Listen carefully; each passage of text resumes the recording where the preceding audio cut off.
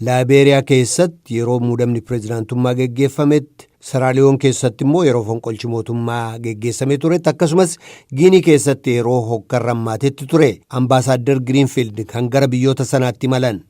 Kaayyoon imala isaanii inni duraa jira pireezidaantii hoogganuudhaan sirna muudama pireezidaantummaa Laabeeriyaa irratti argamuu akka ta'e kan dubbatan tokkummaa mootummootaatti ambaasaadarri Yuunaayitid Isteets Liindaa Toomas Giriinfiild imala isaanii kanaanis cichoomina Laabeeriyaatiif qaban agarsiisu akkasumas filannoo milkaawaa biyyattii keessatti geggeessameef uummata Laabeeriyaatiin akkasumas pireezidaantii haaraa filataman Joosef Bokaayeef kan nagaadhaan taayitaa isaaniitti dabarsan pireezidaantii duraanii Wiyaan baga gammadde jechuuf akka ta'e ibsan.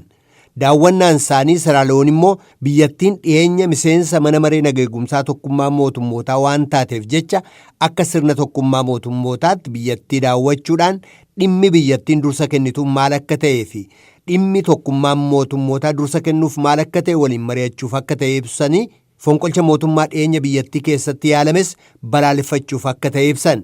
Koomishinni haala filannoof ce'umsa dimookiraasummaa xiinxaluudhaaf dhaabbate ka biyyattii keessaa akka hojii isaatti fufee ce'umsi dimookiraasummaa hojiirra oolfamu akka taasisu ejjennoo isaanii ibsuu dubbatan. Giinii Bisaawutti imaluudhaan immoo pireezidaantii biyyattii wajjin yeroo walga'anitti haala yeroo ammaa biyyattii keessa jiru irratti mari'achuu isaanii akkasumas pireezidaantichi ce'umsa dimookiraasummaatti akka cichaniif filannoon akka geggeessamu akka taasisan jajjabeessuu isaanii dubbatan.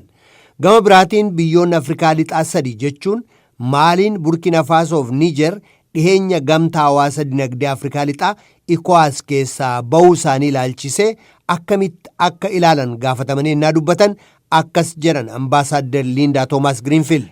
ECOWAS has historically been a strong regional organization. ECOWAS seenaa isaa yoo ilaalle Afrikaa lixaa keessatti jaarmiyaa naannoo isa cimaadha.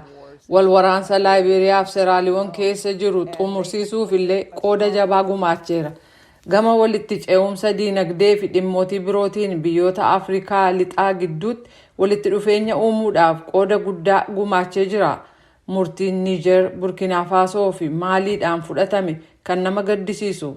Murtiin kun biyyootii ollaa isaanii irraa akka daran kophaatti qoodaman isaan taasisa. Deemokiraasii naannoo isaanii irraa kophaatti isaan qooda.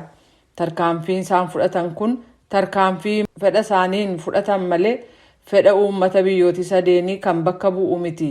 ECOWAS akka jabaa ta'etti itti fufa jedhee namana. Gara fuula duraatti biyyoota kana amansiisee akka itti deebi'an godha jedheen abdadha.